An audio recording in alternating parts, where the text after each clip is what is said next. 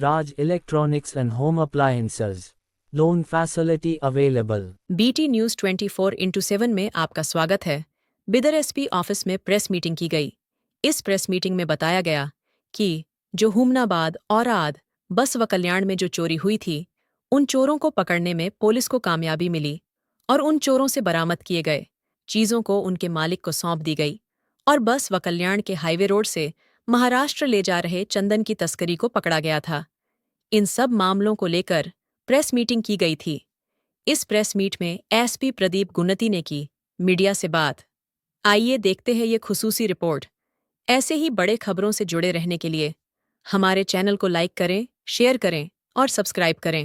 ಹುಮ್ನಾಬಾದ್ ಅವರ ನೇತೃತ್ವದಲ್ಲಿ ಅವರ ಇನ್ಸ್ಪೆಕ್ಟರ್ಸ್ PSIs ಒಳ್ಳೆಯ ಕ್ರೈಮ್ ತಂಡವನ್ನು ರಚಿಸಿ ಈ HBT 3 ಕೇಸ್ಗಳನ್ನು ಕೂಡ ಬಗೆಹರಿಸಿದ್ದಾರೆ. ಬಗೆಹರಿಸಿ ಸುಮಾರು ಈ 3 ಕೇಸ್ಗಳಲ್ಲಿ 28,35,500 ರೂಪಾಯಿ ಬೆಲೆ ಬಾಳುವಂತಹ ಪ್ರಾಪರ್ಟಿಯನ್ನು ರಿಕವರ್ ಮಾಡಿದ್ದಾರೆ. ಅವ್ರಿಗೂ ಅವರ ಇಡೀ ಸ್ಟಾಫ್ಗೂ ನಾನು ನನ್ನ ಪ್ರಶಂಸೆ ನೀಡ್ತಾ ಇದ್ದೇನೆ. ಅದೇ ರೀತಿ ಬಸವ ಕಲ್ಯಾಣ ಸ್ಟಾಫ್ ಅವರು ಕೂಡ ಒಂದು 10 ದಿನ 28ನೇ ತಾರೀಕು ಒಂದು ಸ್ಯಾಂಡಲ್ವುಡ್ ಸಾಗಾಣಿಕೆ ಸ್ಮಗ್ಲಿಂಗನ್ನು ಅವರು ಟ್ರೇಸ್ ಮಾಡಿದ್ದಾರೆ, ಡಿಟೆಕ್ಟ್ ಮಾಡ್ತಾರೆ. ಒಂದು ವಾಹನದಲ್ಲಿ ಬೊಲೆರೋ ವಾಹನದಲ್ಲಿ ಸುಮಾರು 100 kg ತೂಕದ ಚಂದನ ಕಟ್ಟಿಗೆಗಳನ್ನು ಅವರು ವಶಕ್ಕೆ ಪಡಿತಾರೆ. ಅದರೊಟ್ಟಿಗೆ ವೆಹಿಕಲನ್ನು ಕೂಡ ಜಪ್ತಿ ಮಾಡಿಕೊಂಡು ಆರೋಪಿಯನ್ನು ಕೂಡ ಅರೆಸ್ಟ್ ಮಾಡ್ತಾರೆ. ಅದು ಮುಂದಿನ ತನಿಖೆ ನಡೀತಾ ಇದೆ.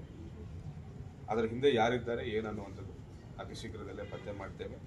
ಸದ್ಯಕ್ಕೆ 100 kg ತೂಕದ ಚಂದನವನ್ನು ಜಪ್ತಿ ಮಾಡಿಕೊಂಡು PF ಮಾಡಿಕೊಳ್ಳಲಾಗಿದೆ.